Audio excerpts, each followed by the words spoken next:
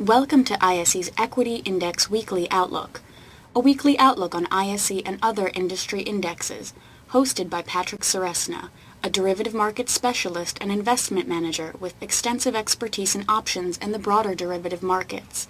ISE trades options on more than 15 proprietary sector indexes, as well as broad-based indexes and a variety of licensed benchmarks. ISE continually enhances its trading systems and develops new index options products to provide investors with the best marketplace and investment tools to trade smarter. In a consolidation mode, while we certainly have risk going into this week with a break of the 133 level on the downside of a move ending all the way down in the 129, 130, 131 area where we drew off that focal point below, and there could be a solid correction down into that zone.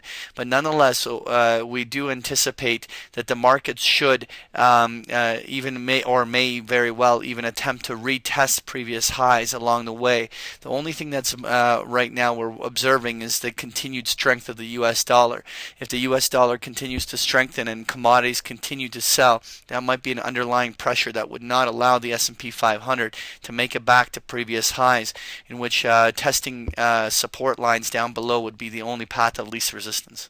Next year, I want to take a look at the ISE Regional Banks Index, and this symbol JLO, and we continue to see regional banks and even the large financials continuing to be distributed. And we can see here we continue to weaken along the downside, along a very key support line that has acted like support for the last 2-3 months in that March, April, and May cycle. If there's any follow-through selling in the Regional Banks Index come Monday, Tuesday, it would really open up the window for a consolidation, not only down to $23, but if things get motivated enough, we could see even a drop down to 22 or 21. So it's very important for the bulls to dig in support lines and hold the line right in here. Otherwise, any follow-through selling will really start some distribution.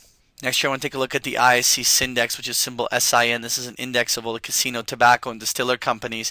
And more or less, we've been looking for a measured move on the upside, somewhere in this 140 to 145 level. We continue to have a number of tests up into this zone, but we are anticipating this leg of the move to find some significant overhead resistance somewhere up along these lines, and would not even be surprised if next week brought in some distribution in this area.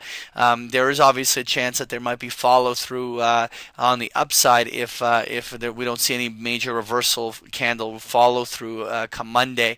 But overall, we see there a very poor risk reward proposition remaining long this index, in spite of the fact that there may not necessarily be an immediate sell signal here. Just at this point, there's a lot of downside risk for a little upside potential. Next year, I want to take a look at the ISE Home Builders Index, which is symbol RUF, and the home builders just gave out that 920 level, and the selling just started to cascade in. We're down at the 883 level, and even though the selling has been very intense and is getting a little bit oversold, the only major support lines will lie all the way down in the 850, 860 area down below. So even if there's short-term bounces, we do fully anticipate that the home builders should have relative weakness. There was an attempt by the home builders in the past to try to break out on the upside, but then the most recent numbers in the housing area continue to come in relatively weak. And now that with the fear of a double dip in the housing sector, we really has put some pressure on this area, and therefore further weakness is very realistic. Next year, I want to take a look at the ISE Natural Gas Index, which is symbol FUM, and we had that beautiful double top come along that 143 mark along the upside and subsequent reversals down here. We had a break of that 133 to 135 neckline, and really now has followed through selling down to those support lines, which lie in this 127 area down below.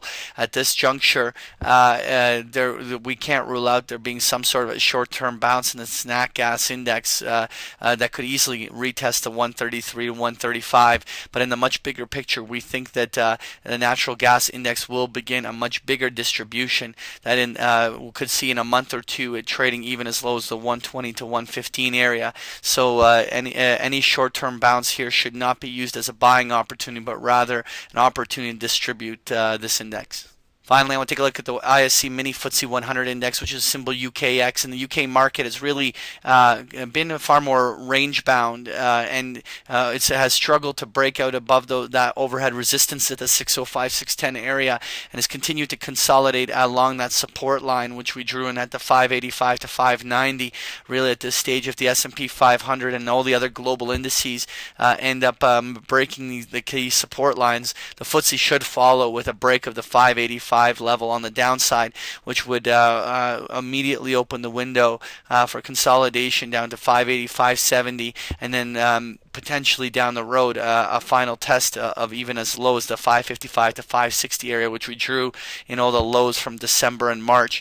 So we're going to be watching how this index trades right along these zones, as these support lines will be crucial for bulls to hold. That was your ISE Equity Index Outlook. Thank you for joining me. Thank you for participating in this week's session. Please join us again next week.